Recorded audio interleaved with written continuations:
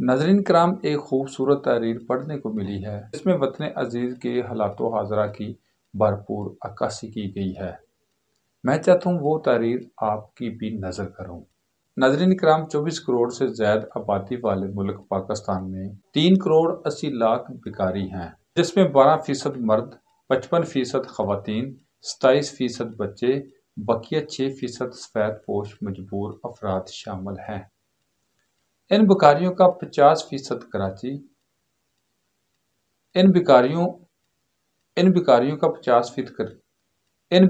کا 50% کراچی، 16% لاہور، 7% اسلام آباد اور دیگر شہروں میں نیٹ ورک پھیلا ہوا ہے۔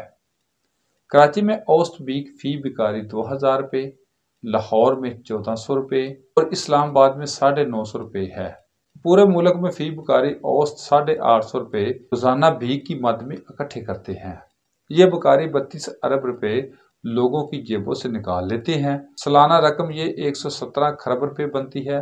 ڈالر کی اوسط میں یہ رقم 42 ارب ڈالر بنتی ہے۔ اب دوسری طرف آئیے، اگر یہ 3 کروڑ 80 لاکھ افراد کام کریں تو فی کس اوسط 2000 روپے کی پروڈکٹ بنا سکتے ہیں۔ اس اعتبار سے یہ روزانہ 76 ارب روپے یعنی 27 کروڑ ڈالر کی گھریلو صنعت کی پروڈکٹ تیار کر سکتے ہیں۔ اگر ہم 50% ایفیشنسی ریٹ لے لیں تب بھی سالانہ 39 ارب ڈالر کی ایکسپورٹ متوقع ہے۔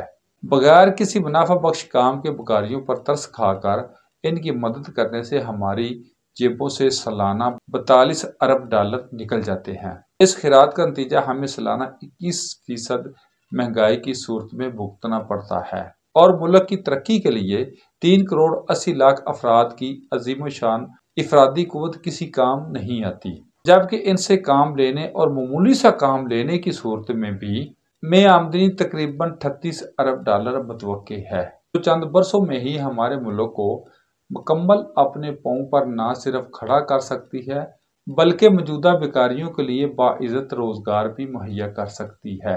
گلی گلی موجود لنگر خانے، عیدی سیلانی اور دیگر تنظیموں کی طرف سے مفت کھانے کی فراہمی صرف ہڈ حرام ہی پیدا کر رہی ہیں، اور ملک کی تباہی میں ان سب کا بھرپور حصہ ہے۔ یہ ادارے ready made garments, welding, design, کاشتکاری اور بے شمار ذرائع میں اس مین پاور میں استعمال کریں اور ان ملازمین کو اجرت کے ساتھ ساتھ کھانا بھی فراہم کریں تو یہ عوام کے لیے نہیں بلکہ ملک کے لیے بھی سود مند ہو سکتا ہے۔ اس حوالے سے بنگلہ دیش کے تجربات سے ہم بہت کچھ حاصل کر سکتے ہیں۔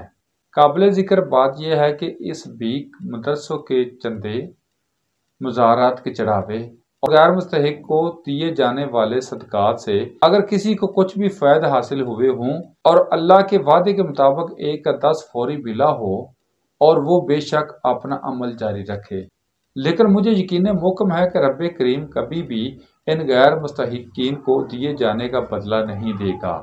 اگر اب بھی عوام اس مہنگائی میں جینا چاہتے ہیں اور اپنے بچوں کی روٹی ان نام نہاد بیکاریوں کو دے کر مطمئن ہیں تو بے شک اگلے 100 سال بھی ذلت میں گزاریے، لیکن اگر آپ چند سالوں میں ہی مضبوط معاشی استحکام، اپنے بچوں کو پرسکون زندگی اور ماحول دینا چاہتے ہیں تو آج ہی ان بیکاریوں کو خدا حافظ کہہ دیجیے۔ اگر آپ ایسے عملی اقدامات کریں گے تو آپ کے خلاف بے شمار فتاوے بھی ملیں گے، آپ کو گستاخ اور منکر بھی کہیں گے، سخت عذاب سے بھی ڈرائیں گے، اور بھی بہت کچھ متوقع ہے، لیکن 5 سال کے بعد آپ اپنے فیصلے پر اللہ کے فضل و کرم سے نادم نہیں ہوں گے اور وطن عزیز کے ساتھ ساتھ اپنے بچوں کو بھی پھلتا پھولتا دیکھ کر خوشی محسوس کریں گے۔